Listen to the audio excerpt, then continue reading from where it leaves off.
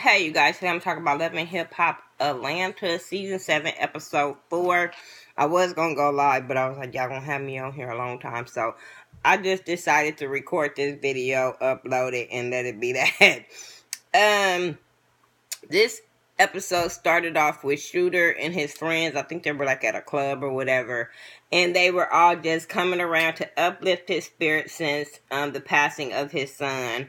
And we found out that his son had lost his life over a measly $35. You were arguing with your friend. See, this is why I don't have friends. I'm really skeptical on new friends. Because if you would argue with me over $35, then have the audacity to pull out a gun, I don't give a shit how heated the argument have got. You get mad over $35 and shoot me 4 times in my neck. That was personal. That's close range. Like, come on now. That just was foul all the way through. So my prayers really, really go out to Shooter, because no parent want to deal with that. I have 3 boys myself. I have brothers.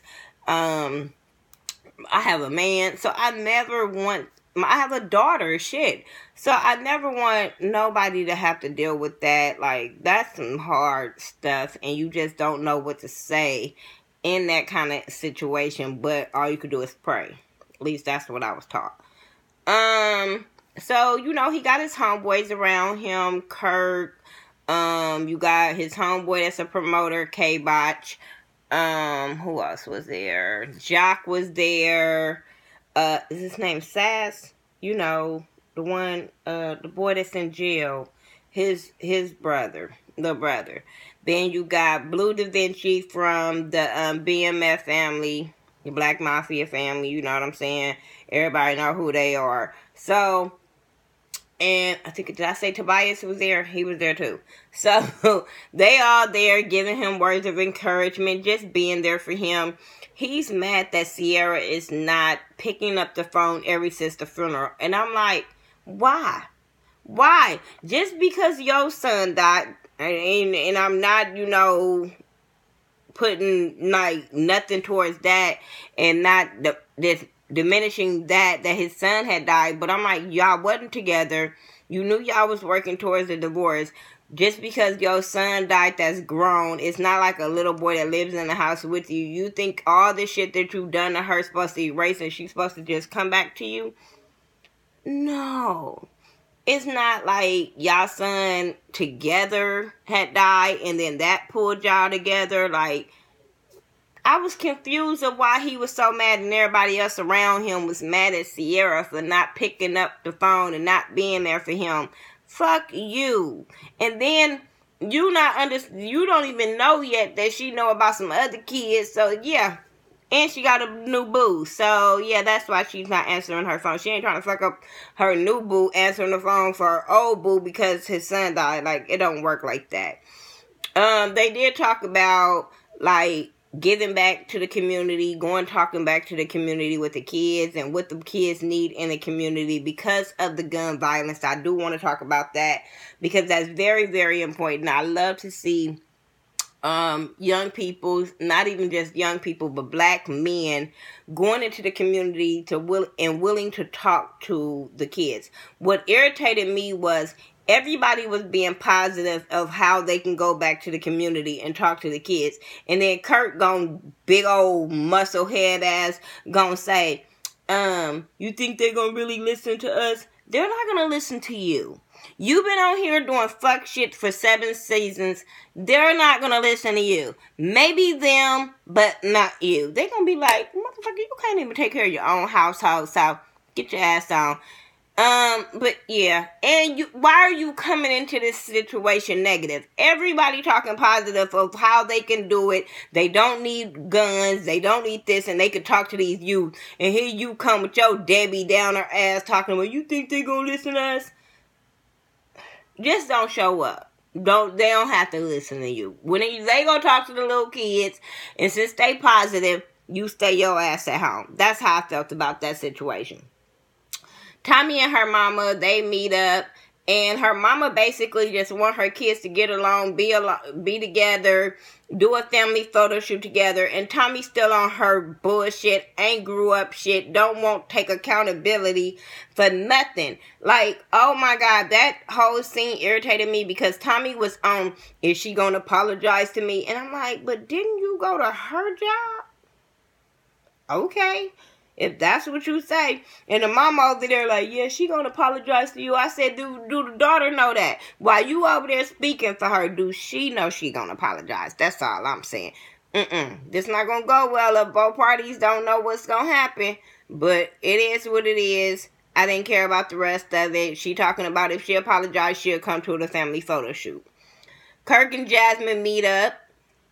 And they both, got, it was funny how they was kind of dressed alike and shit. I was like, okay. Y'all just both gonna come up in here with red jackets on.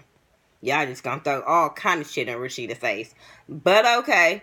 They were talking about boundaries and her stepping over boundaries and him not being there for his son. Because he said he needs to be there for his son because of what happened with Shooter and his son. Then you get with Jasmine and Jasmine like, the son is about to be 2. You ain't seen him in a year. And I'm sitting there like, I don't give a fuck what excuses Kirk is trying to use of why he haven't seen his son.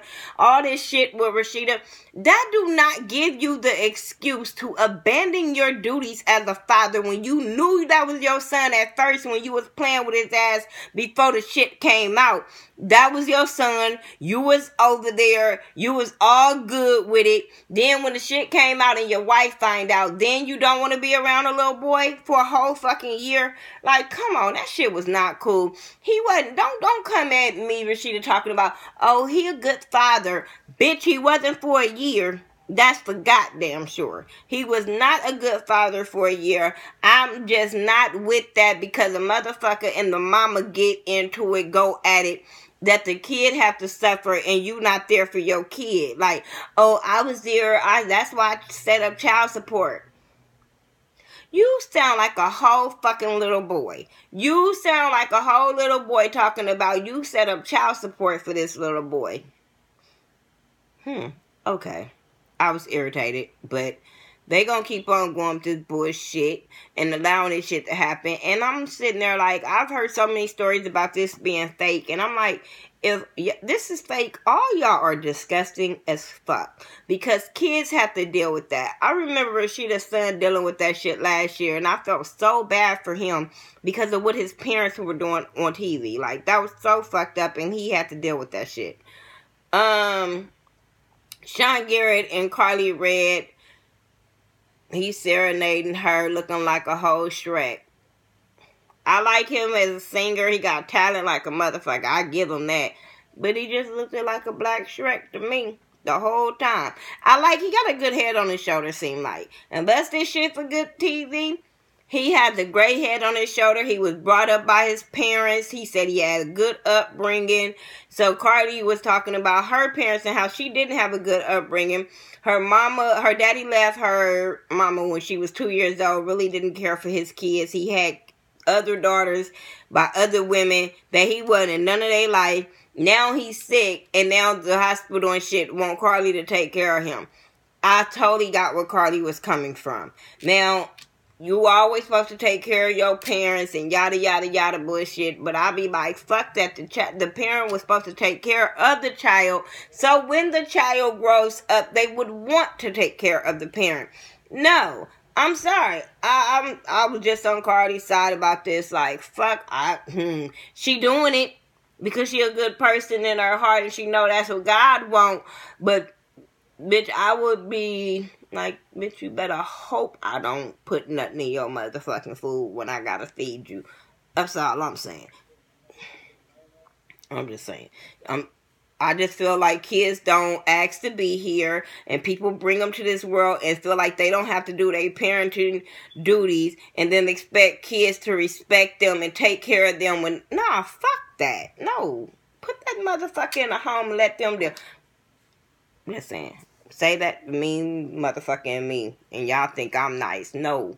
The bitch in me would have been like, bitch, You saying that's what God wants the Christian like? Well, bitch, you take them. That's what I felt when she met up with her sister. We can go on and get into that and get it over with. I felt like the sister take care of his ass then. Fuck that. Jock and Shooter and Botches at the community center, and they're talking about the whole situation of the kids and giving back and all that kind of stuff, and that was cool, and that's great.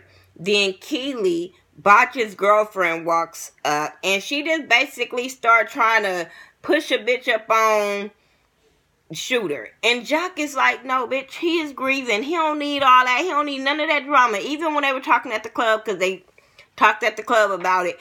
And I'm with Jock, like, bitch, fuck with him going through the shit with Sierra. He just lost his whole son that he's saying he grieving over, and pussy is not gonna make that better. I don't give a fuck what girls say, what boys say. Sex is not gonna make it better when you fucking lose your baby. So, no. Then she talking about she moved on. Why shouldn't you move on? Girl, it don't have nothing to do with that. And my loyalty is to Shooter, so I guess she gonna have problems with Sierra. Then you over there talking about she discussing, bitch, that ain't got nothing to do with you. And I feel like she's gonna insert herself in some bullshit that she don't have no business inserting herself into. Rashida and Kirk meet up to talk about Jasmine. I didn't care. And to talk about him making manager moves and business deals about fitness videos, and they talked to her. I didn't give a shit. I didn't give a shit about Kirk and Rashida, period. Keely, Botch, and Jock, they, like I said, they were at the club. She just going off about what he's doing in the club, him talking to girls, him putting his number in girls' phones, which I feel like that's out of line too. I don't give a fuck what you doing in the entertainment field. There are some things that you don't have to do to get girls to do what you need them to do in the club and spend money and shit like that and bring their homegirls. That was crossing the line. I don't give a fuck. Her acting crazy and throwing a drink at him at his place of business, I thought she was out of line. But I was here for all of the shit she was talking to him. That's for damn sure. Don't try to play me. None of that. I'm not stupid. I was here for all of that. I just didn't like the way she reacted because that was his place of business. Carly, like I said, her and her dad met up. I talked about that. And just Brittany and her, and Keely meet up. And they talked about Erica and Estelita and Stevie and how Stevie is trying to send her contracts just as well. And Keely like, hell no. If I got to go talk to him, it'll be your project manager. That's going to be it. But no. And I'm sitting there like, girl, don't be involved. You just said you were signed to Rick Ross. Why would you deal with this boy? He ain't putting nobody on. Don't do it. Don't want to see you fuck yourself up. But see, that's what happens when bitches want camera time. They willing to deal with Stevie and let him embarrass them. Because that's what's going to end up happening with this girl. And y'all keep saying she got talent if you want to. Y'all can have that. It was something else I was going to talk about. Oh, Tommy and her drunk ass family. Tommy was a whole fucking hot ass mess. Tommy was wrong as fuck. Her sister tried to apologize to her. Tried to make it right. But she said, okay, I apologize. But I think I need one too. And when Tommy said no, I said, bitch, no. No more talking. There's nothing to talk about. When Tommy called her mama all them bitches and all that, I was like, are y'all serious? Are y'all serious? And a lot of people was going up for Tommy against her mama last season. But this is how this bitch act. Her mama did not deserve that shit whatsoever. And that's what Tommy gave her. And I thought that was really, really fucked up. Now, was her mama right for calling her ugly and all that type of shit? She was fucked up for that. But after you called me a bitch when I was only trying to do right, bitch, you get what you get.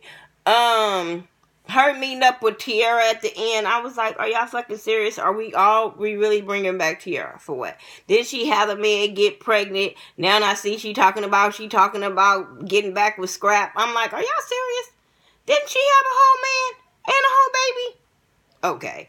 But that's my review for Love and Hip Hop. If I missed something, wasn't that goddamn important to me. Y'all tell me what y'all think. Follow all my YouTube fam like Ashley Miller, Forrest Rocks, Bondi Blue, Say Sean Bradley, James Carl Wells, Scotty from Mrs. Still Standing, Jamar84. We all do great reviews. New Orleans Leo, check him out too. Love his videos. And I'll talk to y'all in the next video.